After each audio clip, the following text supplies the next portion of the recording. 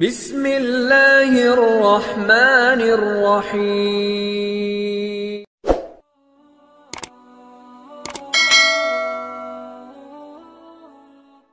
Bismillahirrahmanirrahim. Assalamualaikum warahmatullahi wabarakatuh.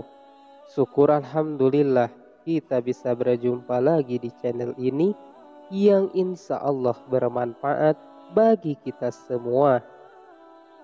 Salawat dan salam selalu dan tetap tercurahkan kepada junjungan kita Nabi besar Muhammad sallallahu alaihi wasallam.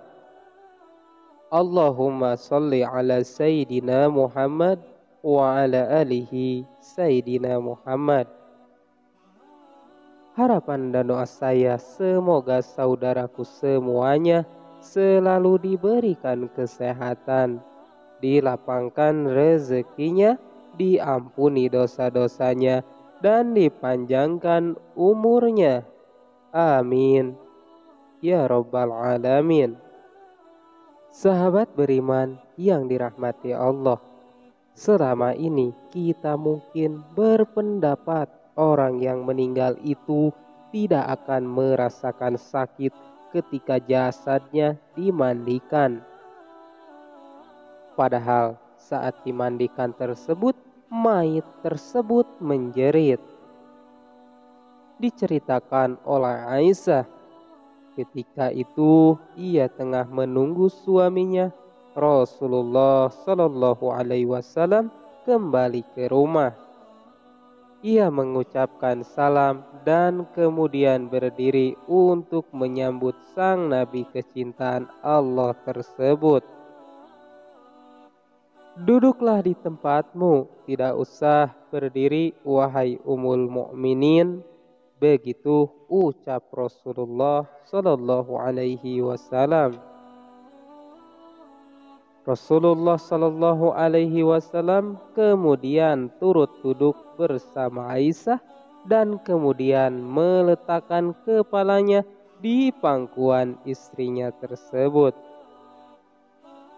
Aisyah lantas mencari uban pada jenggot Rasulullah dan menemukan 19 helai rambut yang sudah memutih. Aisyah kemudian berpikir dalam hatinya, sesungguhnya baginda akan meninggalkan dunia ini sebelum aku, sehingga tetaplah satu umat yang ditinggalkan oleh nabinya. Maka ia pun menangis sehingga mengalir air matanya jatuh menitis pada wajah baginda Rasulullah. Sadar terkena tetesan air mata istrinya, Rasulullah pun kemudian terbangun dari tidurnya. Wahai Ummul Mukminin, apa yang membuatmu menangis? Tutur Rasulullah Sallallahu Alaihi Wasallam. Aisyah kemudian menceritakan apa yang ia rasakan setelah melihat uban-uban Rasulullah Sallallahu Alaihi Wasallam tersebut. Tahukah kamu kondisi apakah yang paling menyusahkan bagi si mayit? Kata Rasulullah Sallallahu Alaihi Wasallam, tidak ada kondisi yang paling menyusahkan atas diri mayit dari saat keluar dari rumahnya, anak-anak yang ditinggalkan berada di belakangnya serta menangisinya, kata Rasulullah. Itu memang menyakitkan, tapi masih ada lagi yang jalan pedih dari itu, sahut Rasulullah Sallallahu Alaihi Wasallam. Tidak ada kondisi yang lebih berat atas diri mayit dari saat dia dimasukkan dalam liang lahat dan dikubur di bawah tanah. Para kerabat, anak dan istrinya meninggalkan pulang. Setelah itu datanglah malaikat Munkar dan Nakir dalam kuburnya. Ujar Aisyah, Baginda pun kemudian tersenyum simpul mendengar jawaban istrinya ini. Beliau lantas menjelaskan bahwa sesungguhnya saat yang paling berat bagi mayit adalah ketika datangnya tukang memandikan mayit. Pemandi jenazah biasanya akan melepaskan cincin yang dipakai si mayit, melepaskan pakainya, kemudian memandikannya.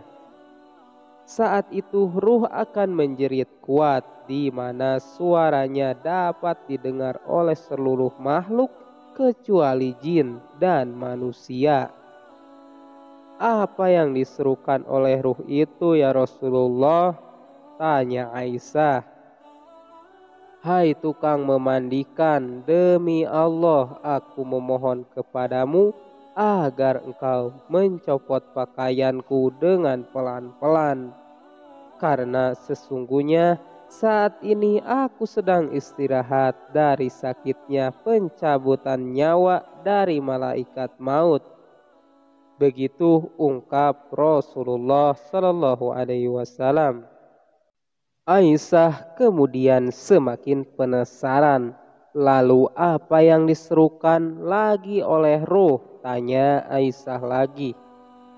Hai tukang memandikan, demi Allah jangan engkau tuangkan air panas.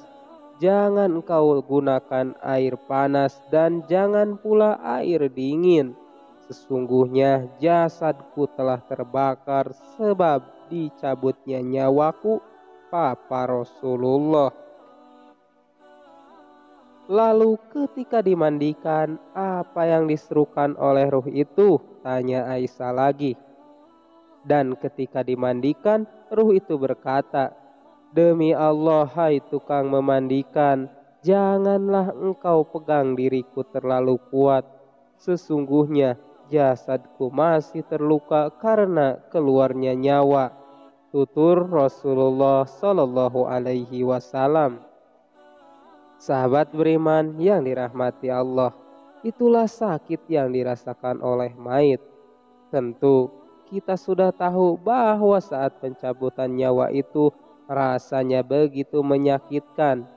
Bahkan Rasulullah Shallallahu Alaihi Wasallam pun merasakan hal yang sama dan bekasnya masih terasa hingga saat dimandikan.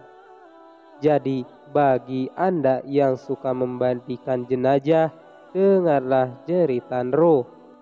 Demikian yang bisa saya bagikan, semoga bermanfaat untuk kita semua. Amin ya robbal alamin. Akhirul kalam, wassalamualaikum warahmatullahi wabarakatuh.